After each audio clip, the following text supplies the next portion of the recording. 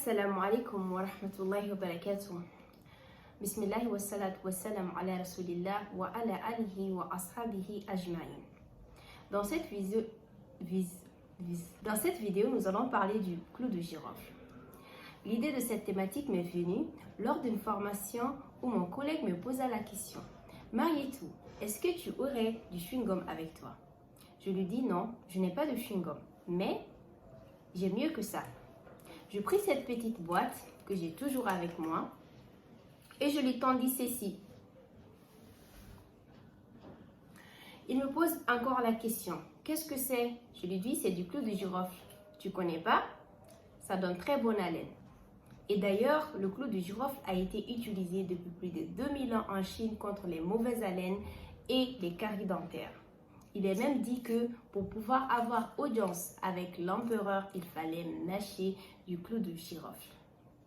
Originaire d'Indonésie et pousse également dans d'autres pays tels que le Brésil, le Madagascar, la Tanzanie ou en Inde, le clou de girofle présente des propriétés faramineuses, antibiotiques, antiémétiques, antiseptiques, anti-inflammatoires, antioxydants, antibactériens, j'en passe.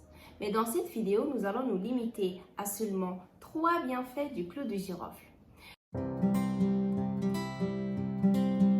Le premier bienfait du clou de girofle, c'est par rapport à ses propriétés anti-inflammatoires. Anti, ça veut dire tout simplement opposition à quelque chose. Donc, un anti-inflammatoire va venir s'opposer à l'inflammation. Et l'inflammation, de l'autre part, c'est tout simplement une réaction du corps qui se manifeste soit par des douleurs, des gonflements, etc.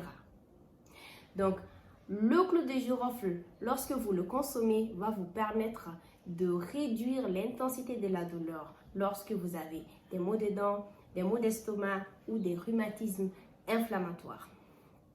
Vous pouvez le trouver sous 3 formes: huile essentielle, entier ou en poudre. Mais la forme la plus accessible, c'est la forme entière que vous pouvez trouver soit au supermarché ou au marché. Au marché, vous pouvez dire tout simplement dans la langue locale en bambara, benefunti.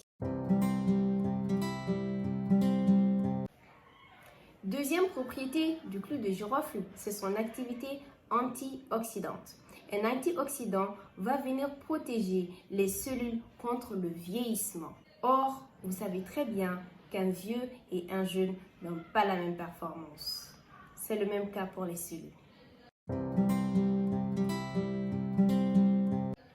Troisième propriété du clou de girofle, c'est sa capacité à prévenir ou à soulager les inconforts digestifs, ballonnement, gaz, flatulence, j'en passe.